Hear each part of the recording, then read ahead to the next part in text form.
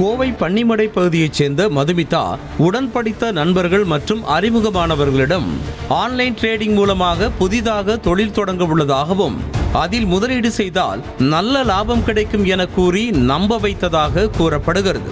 மேலும் 1 லட்சம் ரூபாய் முதலீடு செய்தால் மாதம் 20,000 ரூபாய் கிடைக்கும் என ஆசை வார்த்தை கூற இதனை நம்பி 20 பேர் 2.5 கோடி ரூபாய் வரை முதலீடு செய்ததாக கூறப்படுகிறது.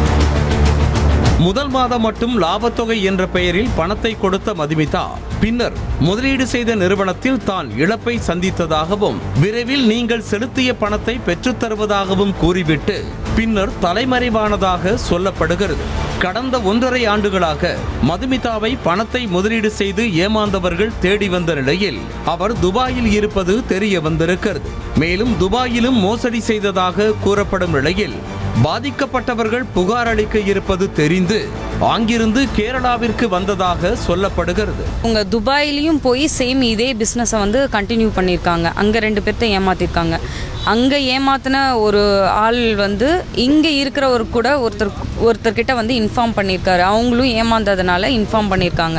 ஸோ இவங்க துபாயில் இருக்கிறாங்க அப்படின்றதே அவங்க சொல்லி தான், எங்களை மாதிரி ஏமாந்தவங்க தான், அவங்களும் பணம் கட்டி ஏமாந்தவங்க. ஸோ அவங்க சொல்லி தான் துபாயில் இவங்க இருக்காங்கன்றது தெரியும். இதனை அறிந்த எர்ணாகுளத்தைச் சேர்ந்த பாதிக்கப்பட்ட நபர் விமான நிலையத்தில் இருந்து உதவி செய்வதைப் போல மதுமிதாவை கோவைக்கு காரில் அழைத்து வந்திருக்கிறார். இதனை அறிந்து பாதிக்கப்பட்ட அனைவரும் கோவை பந்தய சாலையில் உள்ள காவல் நிலையத்தில் குவிந்தனர். இதனையடுத்து மதுமிதாவை காவல் நிலையத்தில் ஒப்படைக்க சென்றபோது காவலர்கள் இந்த வழக்கை எடுக்க முடியாது என்றும் மாநகர குற்றப்பிரிவில் புகார் அளிக்குமாறும் கூறி அனுப்பி வைத்ததாக சொல்லப்படுகிறது.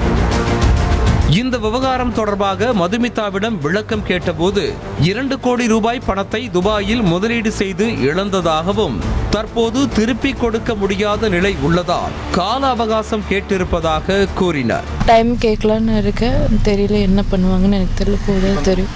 பணமெல்லாம் எங்கே இருக்குங்க? கிளைண்ட்டோட பணமெல்லாம் எங்கே இருக்கு? அது கிளைண்ட்ஸோட பணம் லாஸ் ஆச்சு. அந்த ட்ரேடிங்கில் போட்டு புரோக்கர் ஏஜென்சியில் போட்டு கொஞ்சம் லாஸ் ஆயிடுச்சு. இந்த விவகாரம் தொடர்பாக போலீசார் உரிய விசாரணை மேற்கொண்டு இழந்த பணத்தை பெற்றுத்தர வேண்டும் என பாதிக்கப்பட்டவர்கள் கோரிக்கை விடுத்துள்ளனர். செய்திகளை உடனுக்குடனும் துல்லியமாகவும் தெரிந்து கொள்ள சப்ஸ்கிரைப் பண்ணுங்க.